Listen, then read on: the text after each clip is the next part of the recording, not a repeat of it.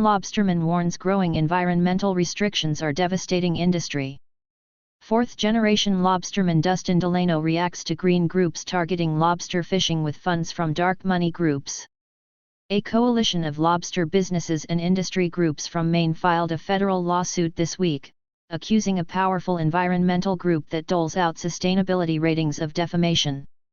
The coalition, led by the Maine Lobstermen's Association, MLA, argued that the California-based Monterey Bay Aquarium Foundation has made defamatory statements about Maine lobster fishing practices, misleading consumers and commercial lobster buyers about the state's lobster harvest, according to the lawsuit filed Monday in the U.S. District Court in Maine. The Monterey Bay Aquarium Seafood Watch program makes recommendations to consumers and major seafood sellers about where to purchase products. Last year, the group, which has commitments from companies like Blue Apron, Cheesecake Factory, HelloFresh and Whole Foods, downgraded Maine lobster from good alternative to avoid, citing risks the state's fishery poses to endangered North Atlantic right whales. They conducted this analysis, based on what they characterized as all scientific data and a rigorous and transparent science-based process.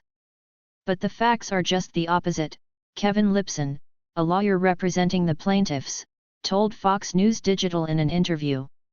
The facts are that Maine lobster fishing practices have actually contributed to the sustainability not only of the lobster fishery, but of North Atlantic right whales. Green groups targeting blue-collar lobstermen are largely funded by dark money.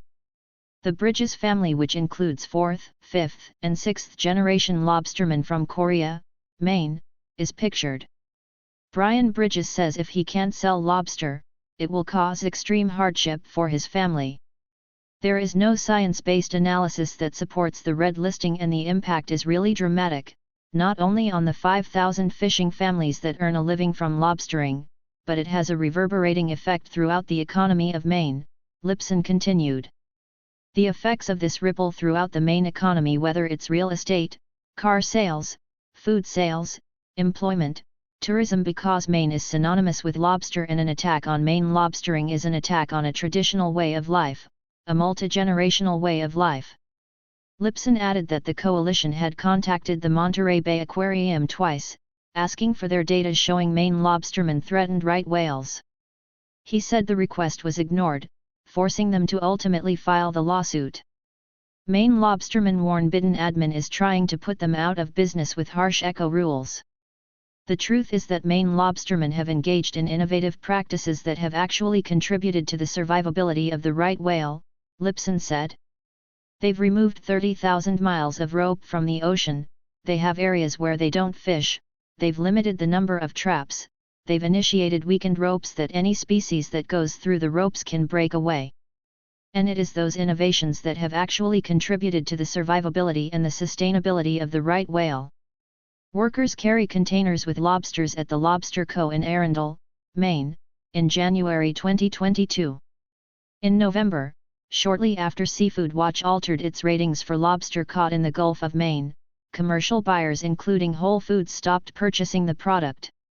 Whole Foods explained at the time that its standards required all wild-caught seafood sold in our stores must be from fisheries that are certified by the Marine Stewardship Council, MSC, or rated either green or yellow by the MBA Seafood Watch program.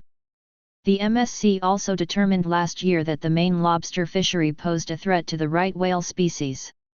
But the MLA argued that the rating and subsequent move from Whole Foods would threaten the state's massive, small business-dominate lobster industry. The Maine lobster industry generates more than $700 million on an annual basis and provides the U.S. with about 90% of its lobster supply, making the industry a top economic driver in the state.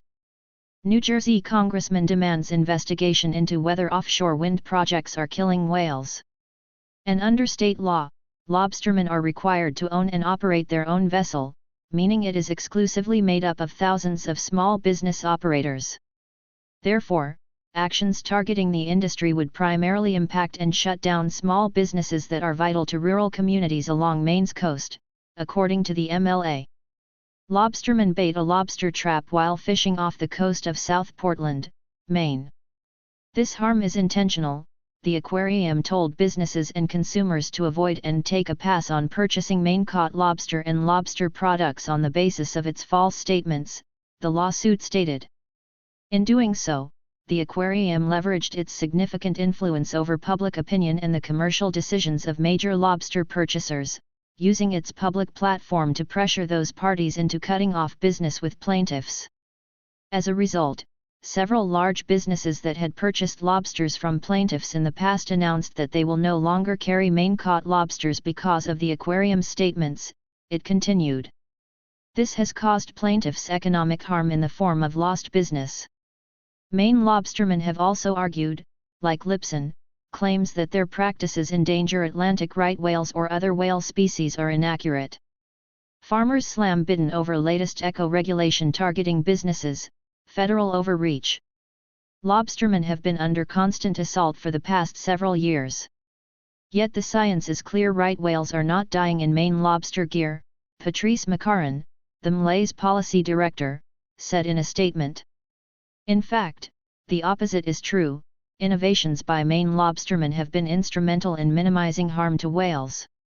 According to the MLA, federal data shows that there has never been a recorded right whale death caused by lobster fishing equipment in Maine, and the last recorded whale equipment-caused entanglement came more than 2 decades ago. Maine lobstermen haul in their latest catch off the state's coast. I am a 6th-generation lobsterman.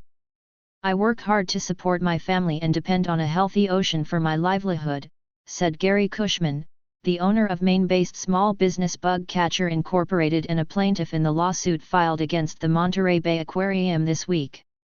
Like my fellow lobstermen, I will continue to do all I can to protect the ocean and its wildlife just as my forefathers have done, Cushman added. Our stewardship practice is a tradition that defines what Maine is all about. The barrage of lies about Maine fishing practices must be confronted and defeated by truth. John Petersdorf, the CEO of Bean Maine Lobster Incorporated, said the lawsuit would help eradicate the damage done by folks who have no clue about the care taken by lobstermen to protect the ecosystem and the ocean. The Monterey Bay Aquarium Foundation, though, blasted the lawsuit as meritless and said there was evidence lobster fishing equipment posed risks to right whales.